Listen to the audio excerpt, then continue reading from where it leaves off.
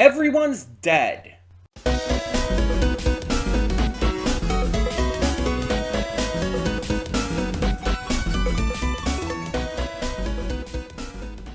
Hey everyone, welcome to Princess of Gay. I'm your host Connie, and today we are here with my blind reaction to Season 2, Episode 6 of Invincible.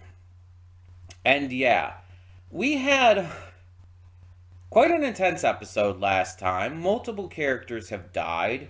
Rex lost a hand.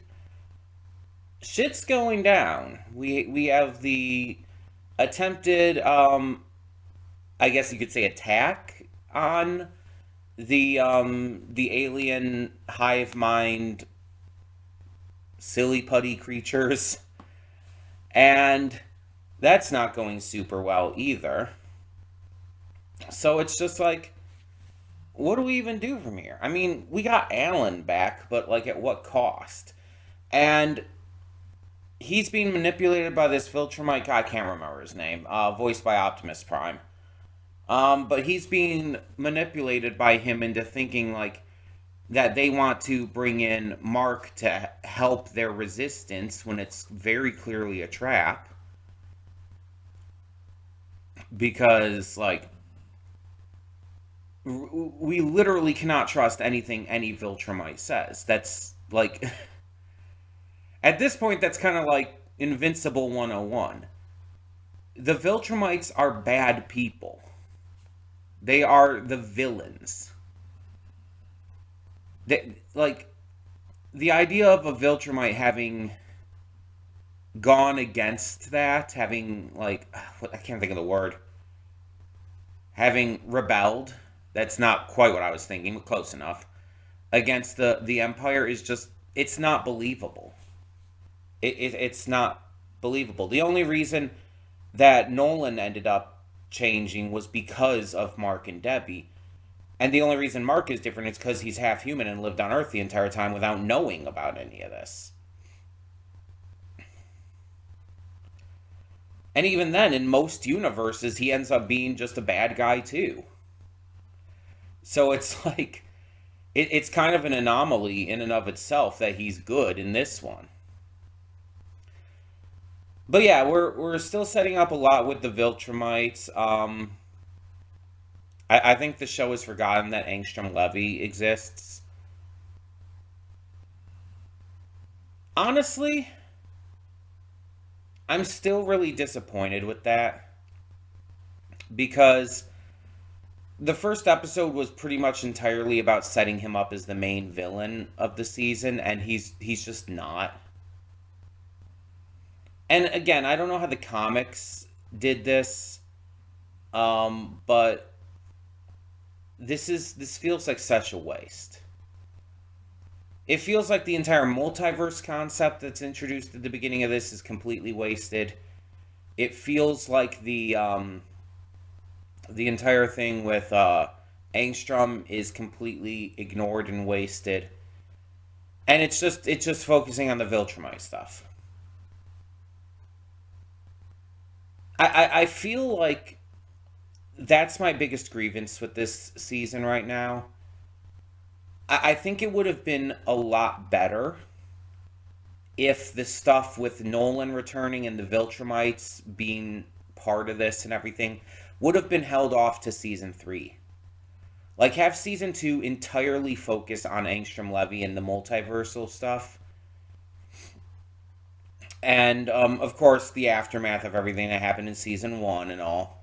There's still a lot of this stuff you can have. A lot of this stuff, builds off of what Season 1 set up.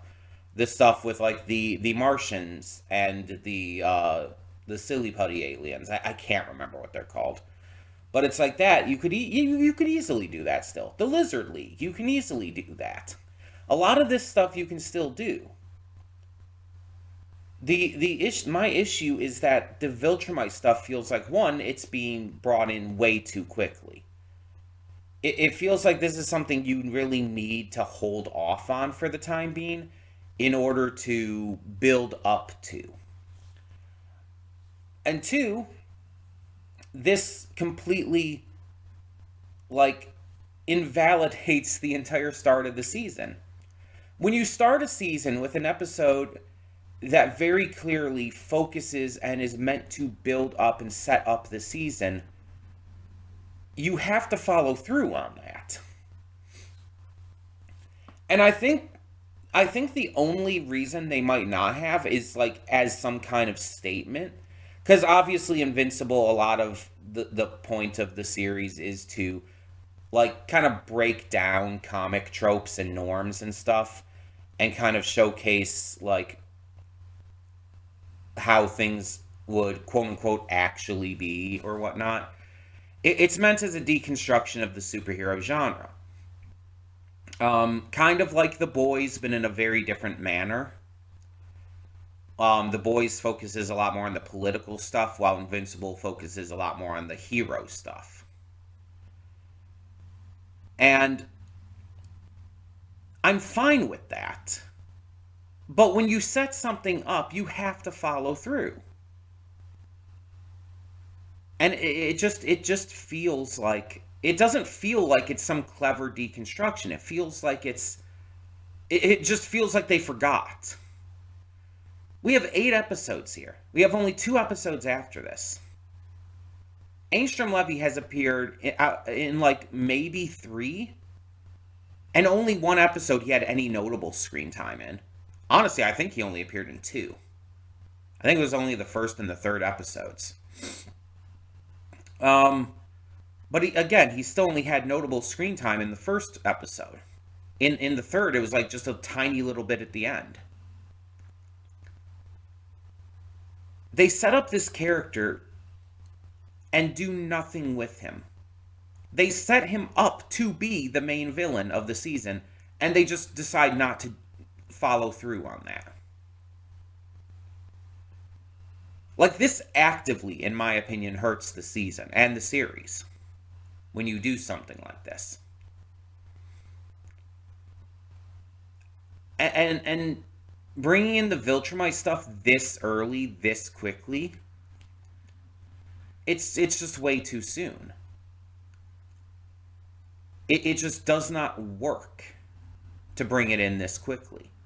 It feels like they're rushing through the story to get to the Viltrumite stuff because they feel like that's what the fans want. And a lot of fans probably do. Maybe the fans of the comics didn't take to the Angstrom Levy stuff as strongly. I don't know. But this just feels like you're rushing in a plot point that really needed a lot more build-up. And you're throwing plot points that could have been vastly more interesting to the side.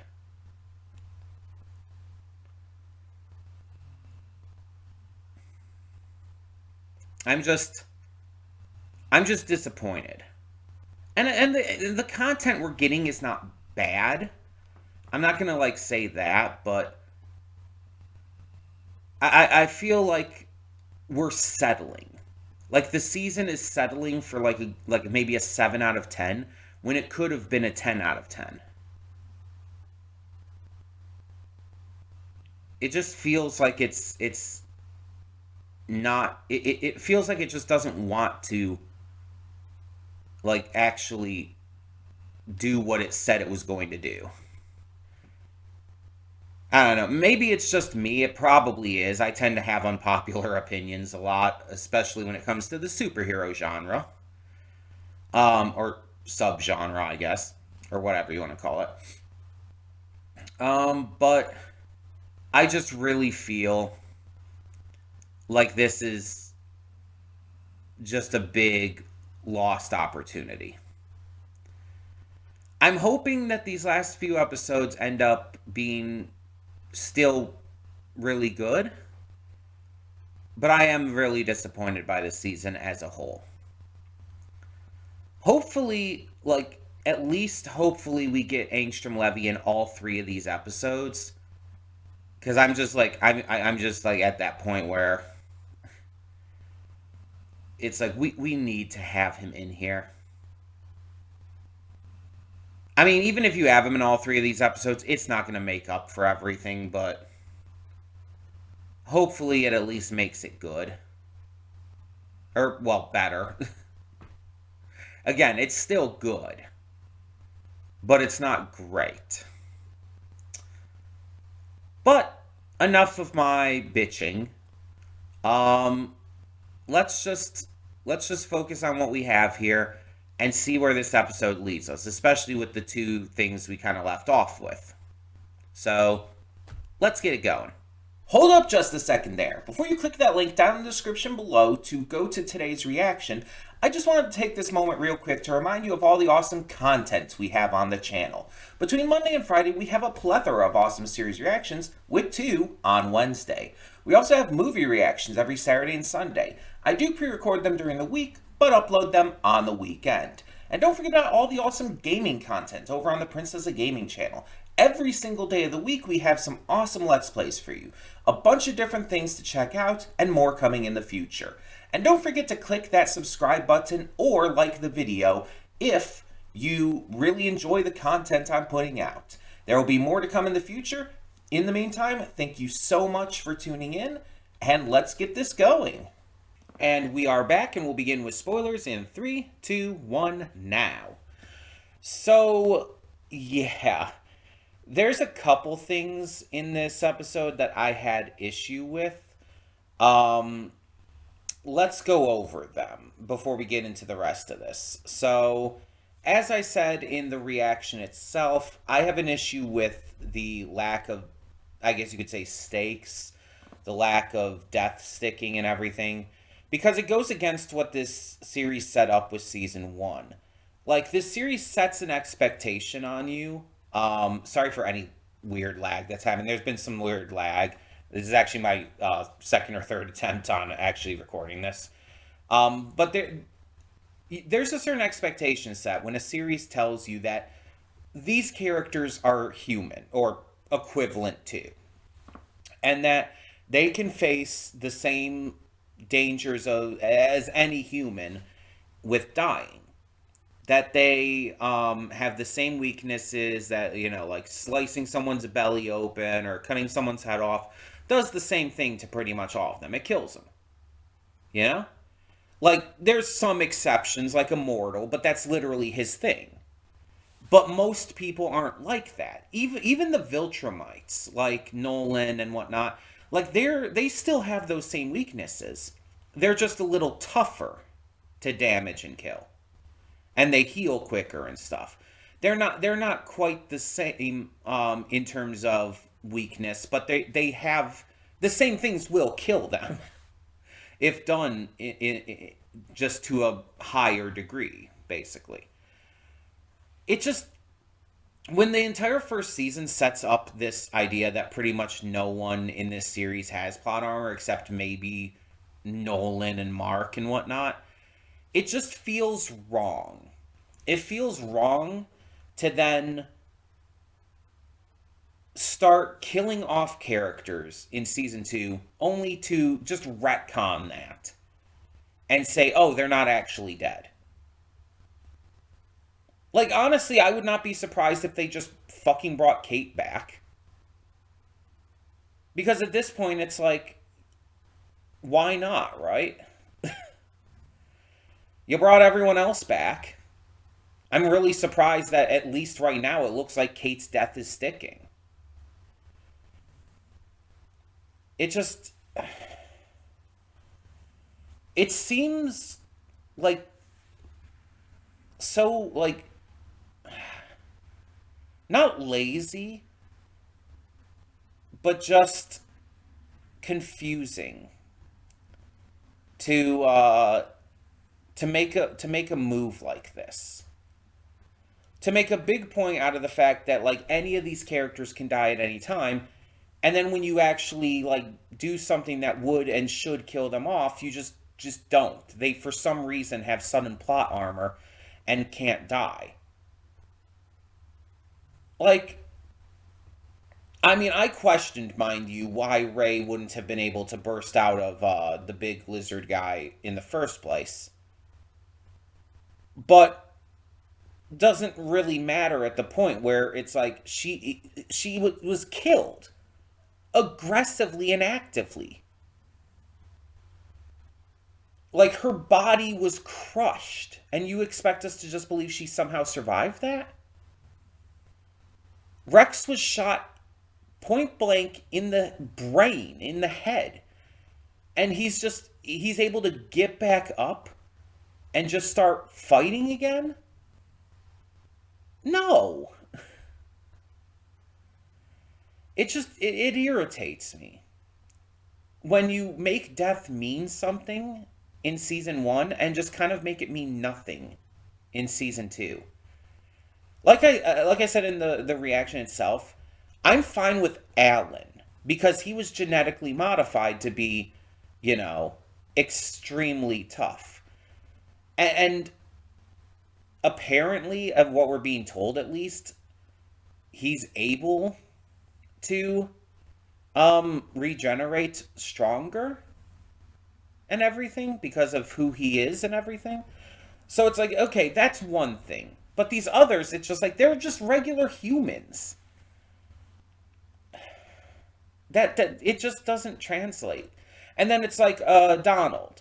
Donald's it's like, yeah, he's alive, but he's a robotic not clone, but he's basically a cyborg who's pretty much got no, like, almost nothing to him left of his normal body. It's pretty much just his brain in a jar. I guess comparable to Cliff from Doom Patrol. It's like, yeah, the jar looks like him, but it's not actually him. It's a robot body. It's just that I can live with at least because his body did die. They were just able to save his brain and put it into like a new body. That's a bit ridiculous, but I can at least buy into that. But again, with Rex and Ray, no, I don't buy that. I don't believe that for a second.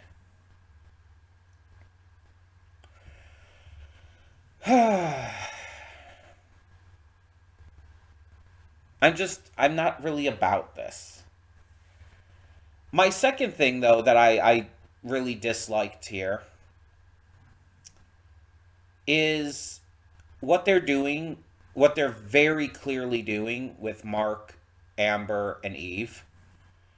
It's very obvious that Mark and Amber are going to break up and that he's going to get together with Eve.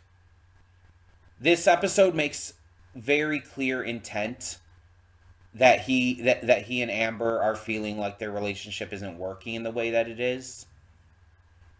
But it also has a couple scenes with Mark and Eve where it's very clear they're trying to give them chemistry, failing, mind you, but trying to give them chemistry. And I'll talk about that in a second. But there's also this scene where, Mark is talking to Art and Amber is talking to Eve. And the scene with like them, like basically saying the same things to them and going through this big speech about what they think of each other and why they think this relationship hasn't been working and everything because of it all. Yeah, I'm bad at wording things, but you know what I mean. That entire scene proved why he and Amber are perfect for each other. Like, it proved without a doubt that they have better chemistry than Mark could ever have with Eve. And proved without a doubt that they belong together. And yeah, it's tough what they're going through, like with Mark having to like go into space or go off to save the world, and she feels like she has to lie about him to her friends and stuff, and she feels not really exactly neglected, but she just doesn't feel like he's like able to give her enough attention. But also she basically says she doesn't mind it because what he's doing is important. She knows it's important. She loves that he's doing that. And it's just like it's this entire statement about them basically saying, like, we are in, like, unequivocal, insane amounts of love with each other. We are, like, so perfectly fit for each other. We just wish we saw more of each other. It's like that's the only thing. And it's like, I get that. Sure, that makes sense. But it's very clear the episode is trying to make it so that they're going to split up and that he and Eve are going to get together. Again, because there's scenes with Mark and Eve here where it's very clearly, again, trying to give them chemistry. But these two have never had romantic chemistry, and I don't think they ever will. Because it's like failing so hard at giving them anything than making them seem like anything other than like good friends. Like that, because that's what they come across as. That's how the writing makes them come across. Good friends at best. They have more sibling energy than romantic chemistry together.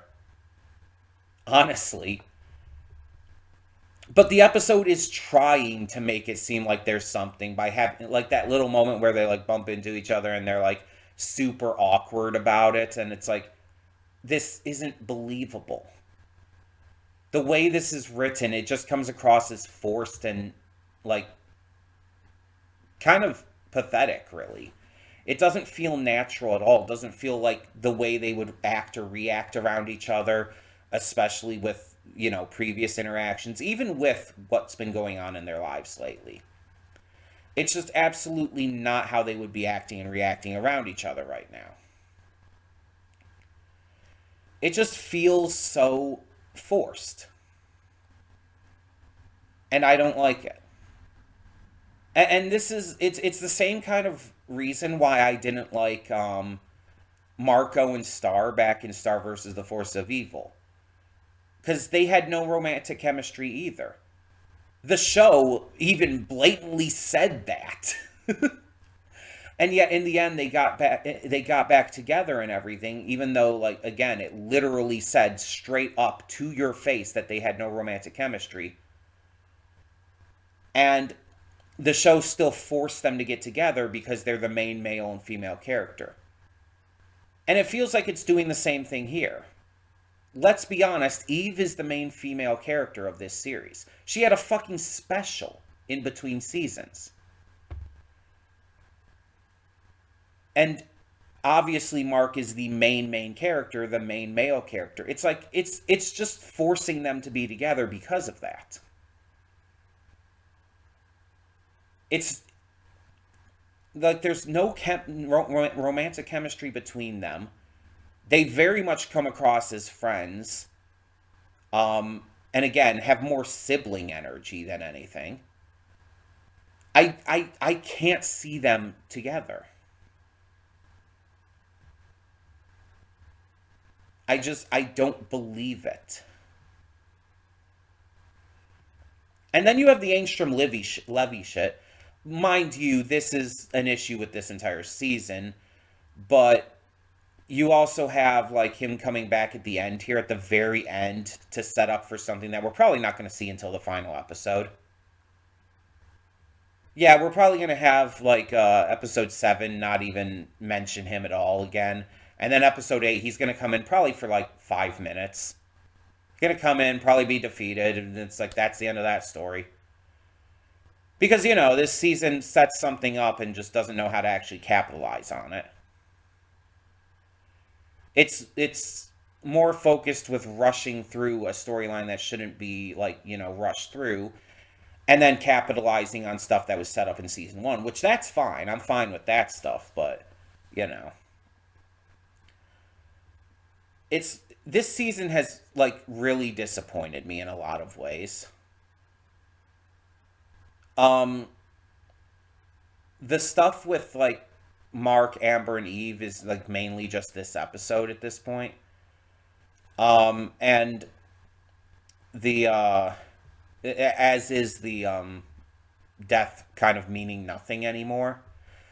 But the Angstrom Levy stuff has been like this entire season, like fucking that entire like plot line up. And again, rushing into the Viltrumite stuff that really should not be rushed into. It really makes the Viltrumites feel small. You know what I mean? The Viltrumites should be the main villains of the series. But when you rush into them in season 2, especially when, like they've said, they want to do, like, what, upwards of 8 seasons of this? When you're rushing into the Viltrumites in season 2 and you're planning for 8 seasons, that's not going to work. It's not going to work. The Viltrumites are coming across as like a minor enemy that's going to be taken care of by the end of season 3 right now. And that there's going to be bigger enemies. And there might be bigger enemies. There might be like worse threats coming. That's possible. But the problem is that's not what the show has set up. The show has set up the Viltrumites to be the main villains of this series, like as a whole. And it just feels like it's being rushed through. It's really irritating.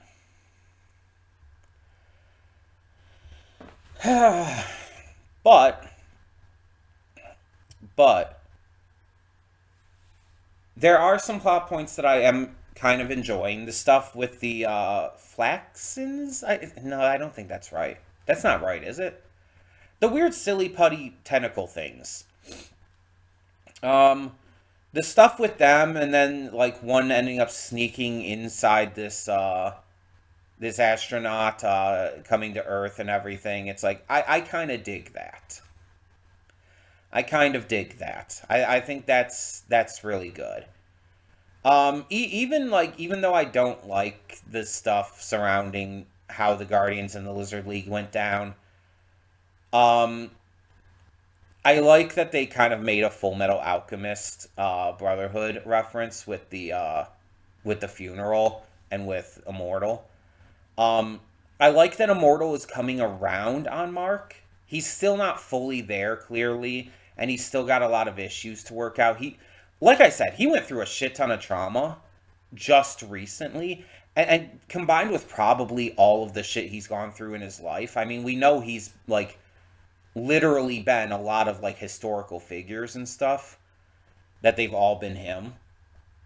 Um, it's probably really starting to catch up with him, and this latest stuff with like Nolan and with all of the original Guardians being violently and horrifically killed in front of him, and him not being able to do anything about it.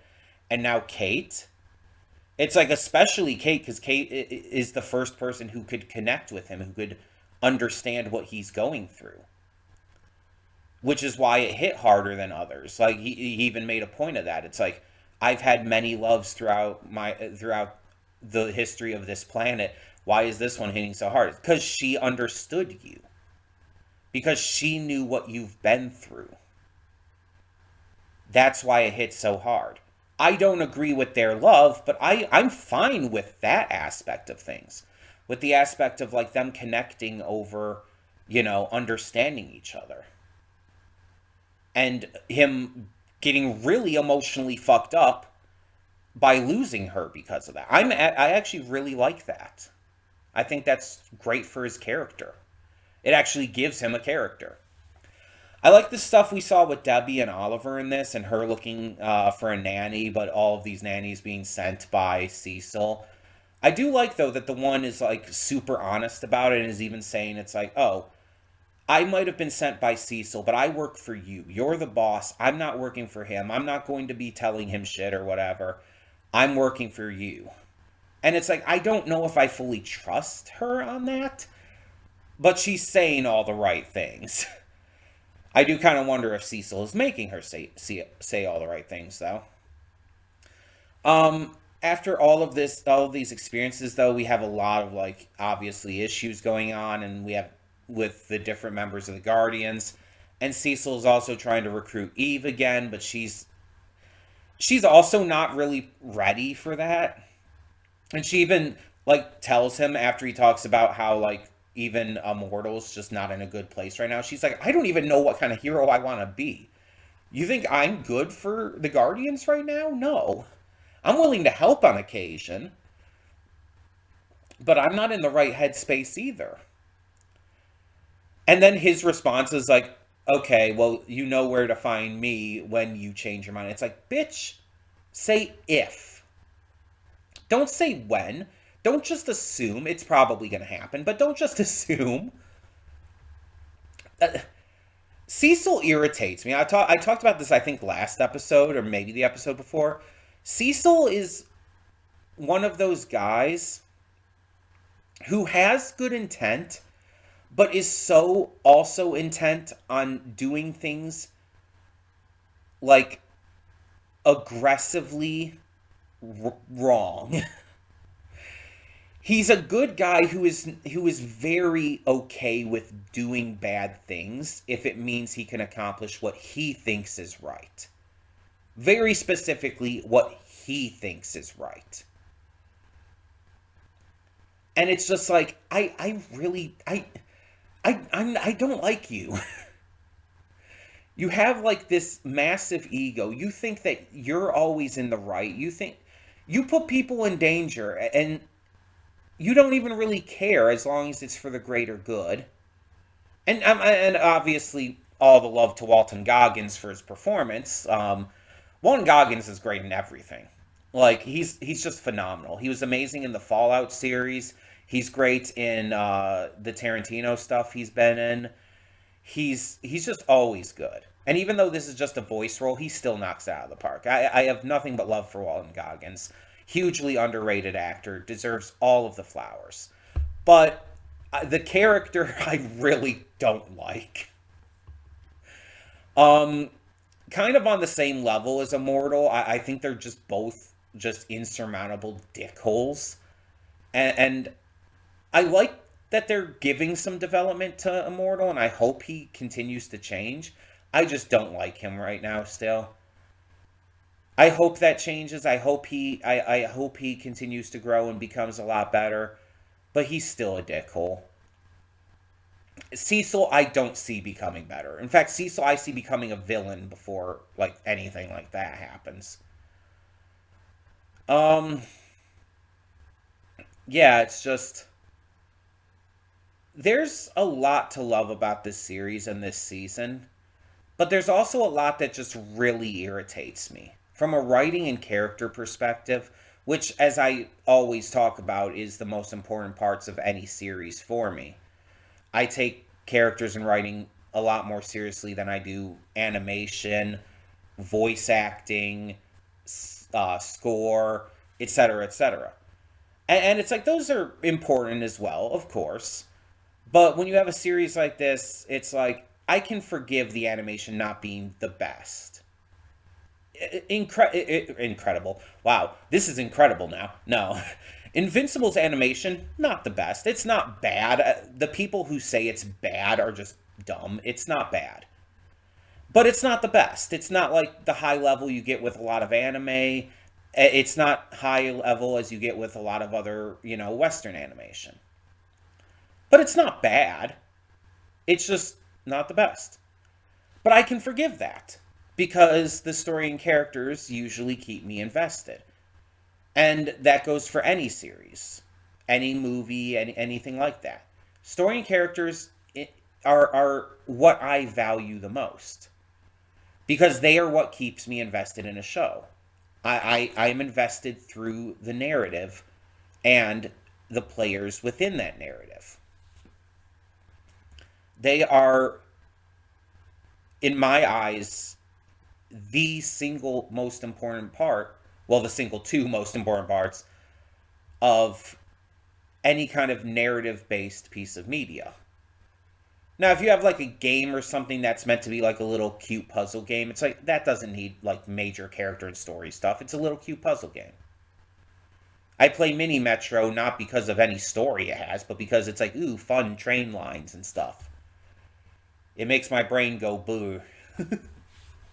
I don't know what that noise I made was, but I said it. You get the gist though. But when I watch a show like this, or play a game that is more story focused, or watch a movie that, needs to have a major story and character work, I'm going to be a little judgier. I'm going to be a little more critical. That's just how I tend to take in media. And if some people can watch a show by its animation, that's fine. I don't agree with that, but you're allowed to do that.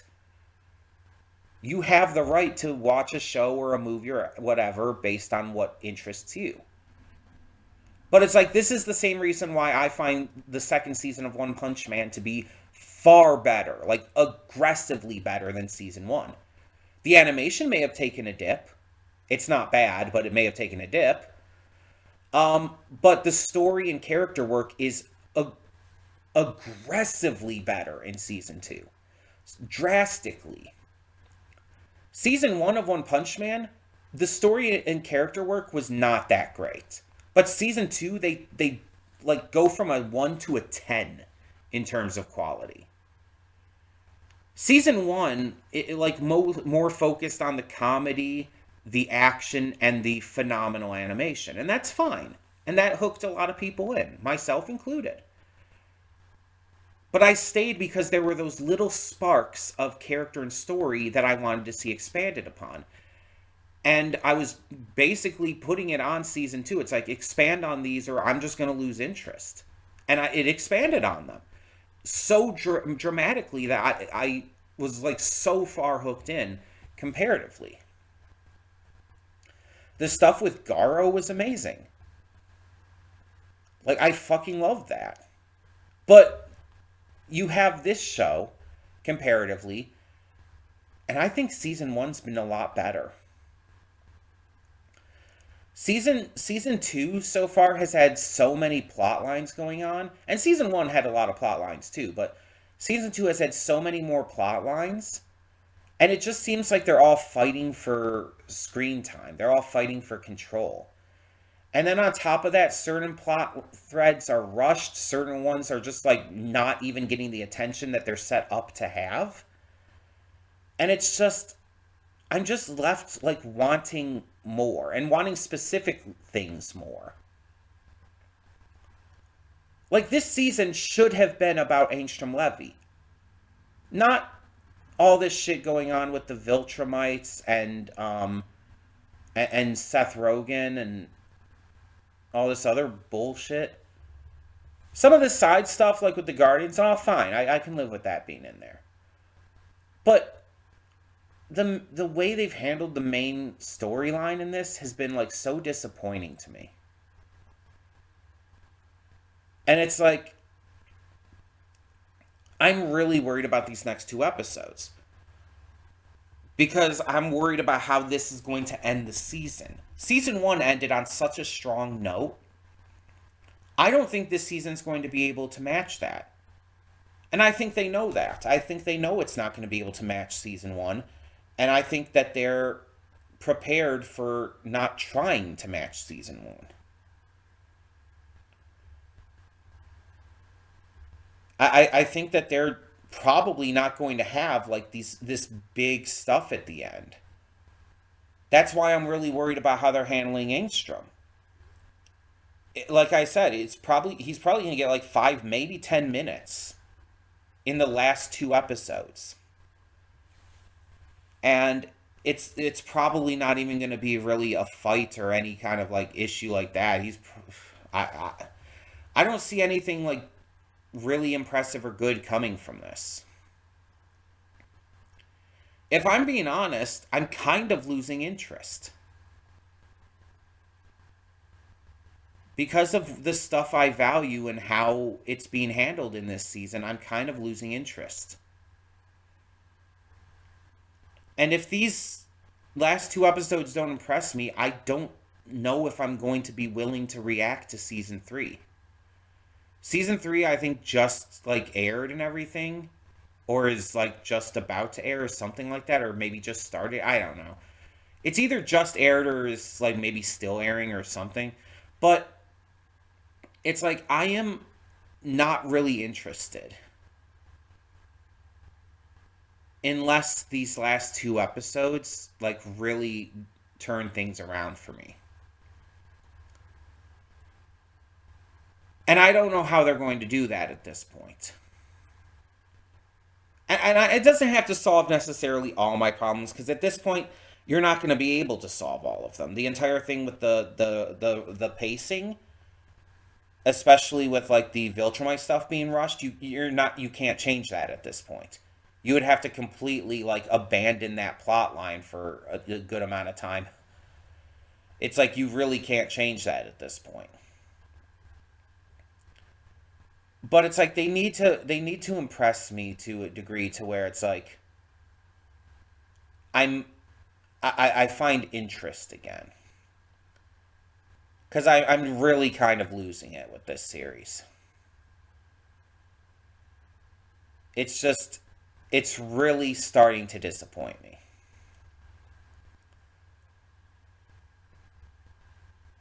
So, maybe that's just me, but it's my opinion and I'm entitled to it. It's my experience from watching the show. If your experience is different, that's fine. I fully support that. I'm just saying, like, this is mine.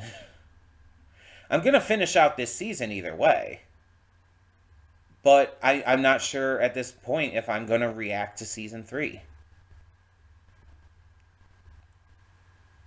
So, we'll see how it goes. We'll see how it goes. Also, in regards to, like, recording and stuff, I don't think I'm gonna end up doing the last two episodes together, just due to how long these episodes are. I don't think I'm gonna do the last two episodes together, like I do with a lot of series. So you're still probably only gonna get episode 7 next week, and then episode 8 the following week. But yeah, I really hope that it at least turns things around. I mean, honestly, at this point, if it makes the next two episodes almost entirely about Angstrom, like, with very little deviance, that might help a little bit. Like, if the next two episodes are at the very least both 60% each about Angstrom Levy and that entire thing, then okay. I'm okay with I might be good with that, depending on how it's handled still, but I might be good with that.